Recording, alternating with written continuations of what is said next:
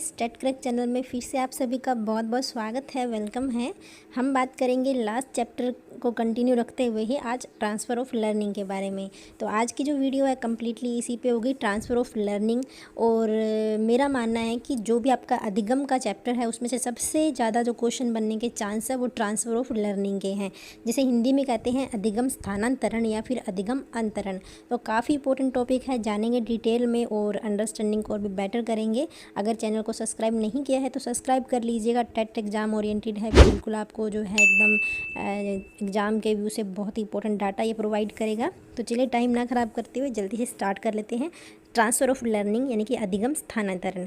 तो transfer of learning जैसे कि नाम से ही पता चल रहा है, लर्निंग का कुछ ना कुछ क्या हो रहा है, ट्रांसफ़र हो रहा है, स्थानांतरण हो रहा है। ठीक है, यानी कि एक क्षेत्र में सीखे हुए या प्राप्त किए हुए ज्ञान को आगे प्रयोग करना या बढ़ाना। तो ये क्या हुआ, ट्रांसफ़र ऑफ लर्निंग। यानी कि एक कोई भी क्षेत्र में जो हमारा ज्ञान है उसको हम अधिगम को हम दूसरे क्षेत्र में प्रयोग कर रहे हैं, उसको बढ़ा रहे हैं, उसको ट्रांसफ़र कर रहे हैं। तो वही है आपका ट्रांसफ़र ऑफ लर्निंग। मेन है इसके 3 टाइप, जहाँ से आपका क्वेश्चन जो है वो एग्ज़ाम में 101% बनता है और हर बार आपका यहाँ से क्वेश्चन बनने का चांस रहता है।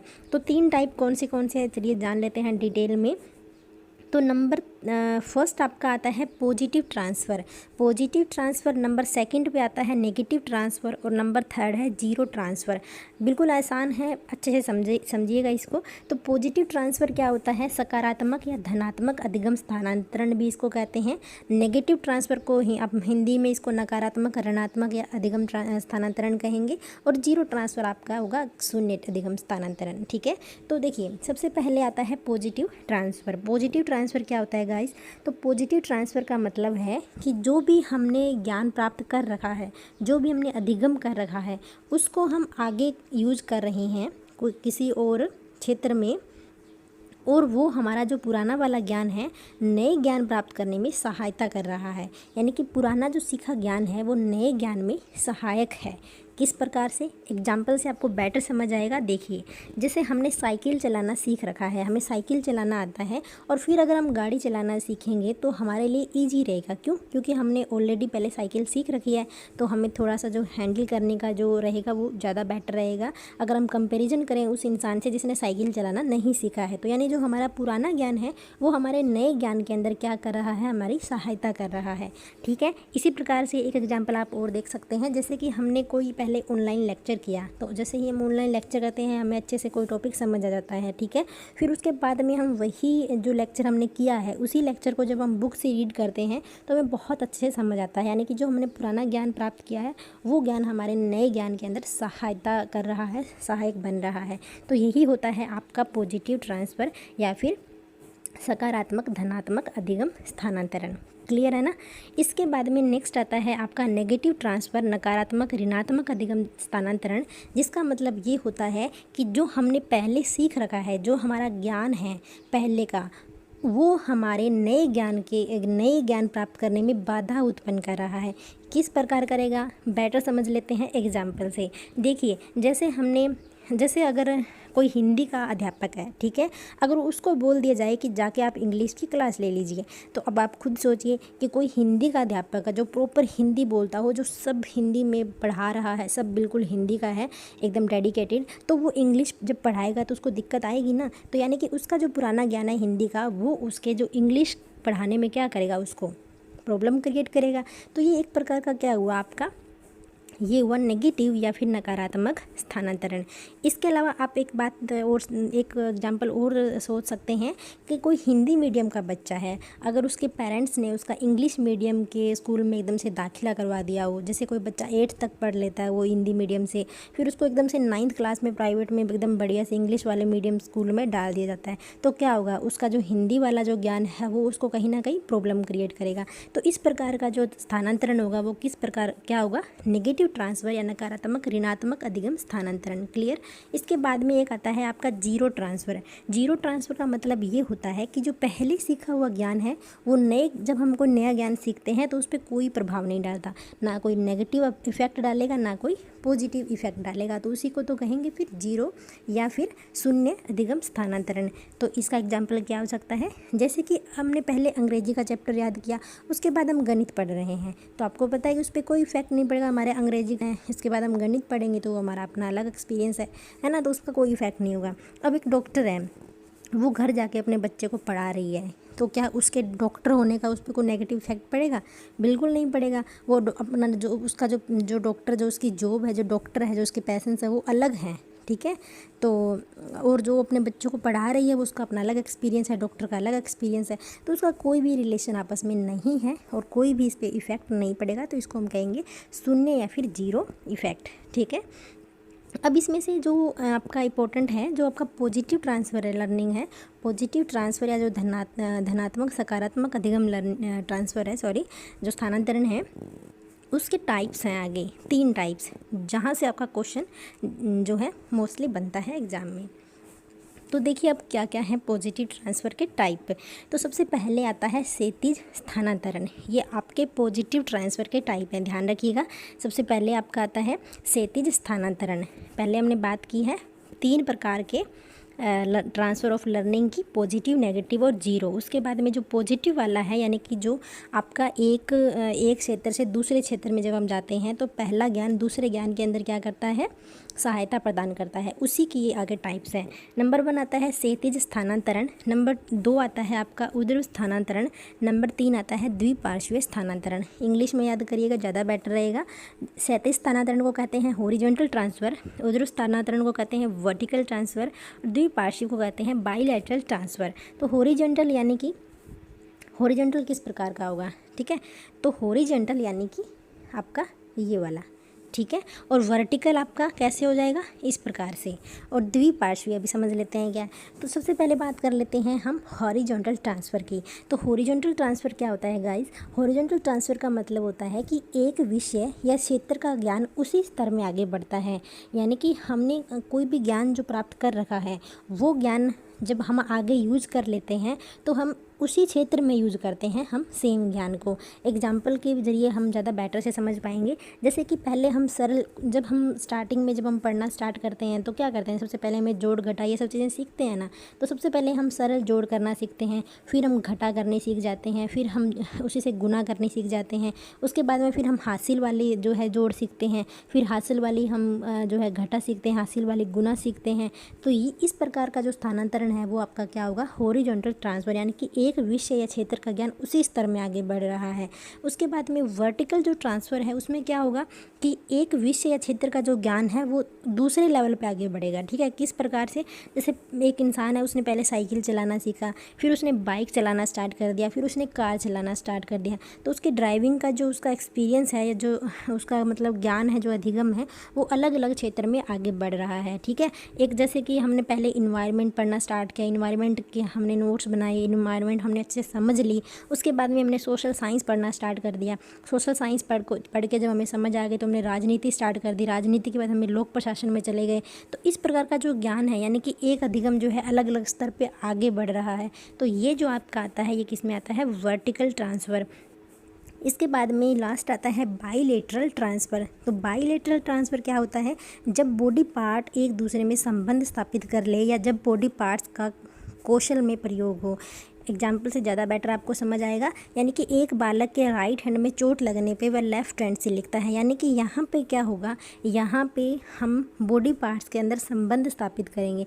अब हम क्या करते हैं, मोस्टली हम राइट हैंडेड होते हैं, अगर हमारे राइट हैंड में कुछ प्रॉब्लम हो जाए और फिर हम लेफ़्ट हैंड से लिखना स्टार्ट कर दे, तो हमने क्या किया, राइट हैंड और लेफ़्ट हैंड का संबंध स्थापित कर दिया, एक रिलेशन बना दिया, ठीक है। तो वो जो है वो किस प्रकार का स्थानांतरण होगा, बाईलैटरल ट्रांसफ़र, ठीक है। तो ये आपका इंपॉर्टेंट है, और यहाँ से आपको ऐसे क्वेश्चन मिल सकता है कि एक बालक है, उसके राइट हैंड में चोट लगी है, वो लेफ़्ट हैंड से लिख रहा है, तो किस प्रकार का स्थानांतरण होगा, तो बाईलैटरल ट्रांसफ़र है, ठीक है। एक बालक है, वो पहले साइकिल चलाता है, फिर वो कार चलाना सीखता है, फिर वो ये करता है, इस टाइप से जो स्थानांतरण होगा वो किस प्रकार का होगा, वर्टिकल ट्रांसफ़र। सॉरी। उसके बाद में आपका आता है अधिगम को प्रभावित करने वाले कारक। तो गाइस ये जो आपका पॉजिटिव ट्रांसफ़र के जो टाइप थे ये इंपॉर्टेंट थे, और क्वेश्चन जो है मोस्टली आपका पॉजिटिव ट्रांसफ़र से ही बनने का चांस है, तो ये आपको अच्छे से समझना है। आई होप समझ आ गया होगा अब तो। इसके बाद में आपका आता है अधिगम को प्रभावित करने वाले कारक। और गाइस मैं आपको बता दूं कि हम जो है इसकी जैसे ही हमारे कुछ टॉपिक्स कंप्लीट होते हैं उसके बाद में हम क्वेश्चन सीरीज़ जो है वो भी स्टार्ट करेंगे। लास्ट ईयर एग्ज़ाम्स की क्वेश्चन सीरीज़ आपकी चलेगी, इसके अलावा प्रैक्टिस क्वेश्चन भी वो भी मैं आपके लिए लेके आऊँगी, ठीक है। तो अब आपका नेक्स्ट आता है टॉपिक अधिगम को प्रभावित करने वाले कारक। तो ये काफ़ी ईजी है, बहुत ईजी है, आपको एक 2 मिनट में समझ आ जाएगा ईजिली। इसमें कुछ भी वो बात नहीं है कि आपको टफ लगेगा, ठीक है। चलिए देख लेते हैं, छोटा सा टॉपिक है बिल्कुल। तो अधिगम को प्रभावित करने वाले कारक। नंबर 1 आता है अधिगम क्या होता है, कुछ सीखना। सबसे पहले सीखता कौन है, इंसान सीखता है। चलिए आप खुद का एग्जांपल ले लीजिए, मैं सीखती हूँ या आप सीखते हैं। तो जब आप सीखेंगे तो आपको जो जो सीखने में बाधाएं आएगी, ठीक है, जो जो आपको चीज़ें सीखने के लिए चाहिएंगी वो चीज़ अगर आपके पास नहीं होगी तो आपका अच्छे से आप सीख पाएंगे कुछ भी। मान लीजिए कि आपको क्या करना है, इंग्लिश सीखनी है। अब इंग्लिश सीखने के लिए आपके पास क्या क्या होना चाहिए, वही सारी चीज़ें होती है हमें प्रभावित करते हैं। कुछ भी हम सीखते हैं तो वो सारे सोर्स जो है हमारे पास होने चाहिए सीखने के लिए। अगर सोर्स ही हमारे पास नहीं है तो हम नहीं सीख पाएंगे। सबसे पहले होता है कि शारीरिक व मानसिक विकास। अगर हमें कुछ सीखना है, हमें पढ़ाई करनी है, हम शारीरिक या फिर मानसिक लेवल पर ठीक ही नहीं है तो हम क्या पढ़ पाएंगे, अच्छे से नहीं पढ़ पाएंगे। तो सबसे पहले हमारा शारीरिक व मानसिक विकास जो है वो अच्छा होना चाहिए, तभी हम अधिगम को बेहतर बना पाएंगे। अगर हमारा अनकम्प्लीट है या बुरा है शारीरिक मानसिक विकास तो हम अधिगम नहीं कर पाएंगे। गाइस नंबर 2 आता है सीखने की इच्छा। अब अगर हमारा मानसिक विकास तो ठीक है, शारीरिक विकास भी ठीक है, लेकिन अगर हमारे अंदर सीखने की इच्छा ही नहीं होगी तो क्या हम अधिगम कर पाएंगे, हम नहीं कर पाएंगे। तो हमारे पास पर्याप्त समय होना चाहिए, हमें हमारी इच्छा जो है वो प्रबल होनी चाहिए, तभी हम अधिगम जो है वो सकारात्मक हमारा जाएगा, यानी कि हम अच्छे से अधिगम कर पाएंगे। अगर प्रबल पर्याप्त के विरुद्ध होगा तो हमारा अधिगम जो है वो नकारात्मक होगा और हम अधिगम जो है नहीं कर पाएंगे, ठीक है। तो इच्छा और समय होना बहुत ज़रूरी है गाइस। इसके बाद में आता है परिपक्वता। तो नंबर 3 है परिपक्वता। अधिगम ग्रहण करने की योग्यता परिपक्वता के साथ बढ़ती है। तो आप सोच के देखिए, जो फर्स्ट क्लास का बच्चा है क्या वो 12th के पेपर पास कर पाएगा, नहीं कर पाएगा। 12th का जो बच्चा है वही 12th के पेपर पास कर पाएगा, है ना। तो परिपक्वता होनी ज़रूरी है। अब आप बात सोच के देखिए, जो 8th क्लास का बच्चा है वो IAS क्लियर कर लेगा, नहीं करेगा ना। तो IAS के लिए उसके अंदर क्या होनी चाहिए, उसके अंदर वो एज होनी चाहिए, वो परिपक्वता होनी चाहिए। तो ये आपका होता है परिपक्वता। अब आता है कि एक बालक है, उसकी सीखने की इच्छा भी है, परिपक्व भी है, वो शारीरिक मानसिक विकास भी उसका अच्छा है, लेकिन उसके पास वातावरण नहीं है। उसका जो वातावरण है वो शुद्ध नहीं है, अनुकूल नहीं है, नेत्र प्रिय नहीं है, तो कहीं ना कहीं वो अधिगम अच्छे से नहीं कर पाएगा। तो गाइस यानी कि वातावरण का बहुत ही इंपॉर्टेंट रोल है अधिगम को सफल बनाने में। अब इसके बाद में आती है कि हमारे पास वातावरण भी चलो मान लिया कि हमें अच्छा मिल गया, लेकिन हमारे पास विषय सामग्री नहीं है। हमें IAS बनना है, वातावरण तक हम पहुंच लिए, सब कुछ अवेलेबल है, लेकिन हमारे पास IAS बनने के लिए कुछ है ही नहीं पढ़ने के लिए, तो क्या हम IAS बन पाएंगे, नहीं बन पाएंगे ना। तो हमारी जो विषय सामग्री है वो हमारे पास उपलब्ध होनी चाहिए, सरल रुचिकर हमारी जो अभिक्षमता है उसके अनुरूप होनी चाहिए, तभी जो है वो अधिगम बेटर होगा। नीरस और अर्थहीन सामग्री जो है उससे बचना चाहिए, वो हमारे अधिगम को क्या करेगा, नेगेटिव बनाएगा। अब इसके बाद में आती है कि चलो हमारे पास विषय सामग्री भी उपलब्ध हो गई है। अब इसके बाद आता है कि हमारे पास विधियाँ नहीं है, ठीक है। अगर मनोवैज्ञानिक आधारित विधियाँ होगी तो वो हमारे अधिगम को और भी बेटर बनाएगी, सफल बनाएगी, बेहतर बनाएगी। अब इसके बाद में आता है कि पूर्व ज्ञान व नवीन ज्ञान, यानी कि अगर हम पूर्व ज्ञान जो है उसको नवीन ज्ञान के साथ अगर जोड़ लें, संबंध बना लें, तो हमारा जो अधिगम है वो और भी अच्छा होगा गाइस। इसके बाद में आपका आता है नेक्स्ट अभिप्रेरणा। अभिप्रेरणा क्या होता है, अभिप्रेरणा यानी कि अगर हमारी अभिप्रेरणा, ठीक है, हम आंतरिक रूप से अगर प्रेरित होंगे तो अधिगम जो है वो हमारा सकारात्मक होगा, बेहतर होगा। और गाइस याद रखिएगा, अभिप्रेरणा जो है वो सबसे प्रमुख कारक है, सोपान है किसका, अधिगम का। इसके बाद में लास्ट आता है अनुक्रिया, यानी कि अधिगम को प्रभावित करती है। अनुक्रिया मतलब क्रिया के बदले की जाने वाली क्रिया, ठीक है। अगर हम कुछ क्रिया कर रहे हैं उसके बदले में हमें आगे से कुछ क्रिया मिल रही है तो वो क्या होती है, वो अनुक्रिया होती है। और कहीं ना कहीं अनुक्रिया भी हमारे अधिगम को प्रभावित करती है। तो यहाँ पे आपका फिनिश होता है अधिगम को प्रभावित करने वाले कारक टॉपिक। तो हमने बात कर ली है अधिगम के बारे में अब तक। क्या क्या? अधिगम का अर्थ, अधिगम की परिभाषाएं, अधिगम के प्रकार, अधिगम के सोपान पक्ष, इसके अलावा अधिगम स्थानांतरण, अधिगम के वक्र और अधिगम को प्रभावित करने वाले कारक। तो गाइस आपका ये जो टॉपिक है उसमें आपका अभी क्या बचता है? अधिगम के नियम, अधिगम के जो भी आपके सिद्धांत हैं वो, और थांडाई के जो नियम दिए हुए हैं अधिगम के वो। तो ये जो टॉपिक है वो बहुत ही इंपॉर्टेंट है अभी जो आने वाला है। तो कल जो है नेक्स्ट चैप्टर में फिर मिलूँगी मैं आपको एक नए टॉपिक के साथ। तो आप कंटिन्यू मेरे चैनल के साथ जुड़े रहिएगा। लाइक, सब्सक्राइब और शेयर आपको करते रहना है। तो आज का चैप्टर आपको आई होप अच्छे से समझ आया होगा।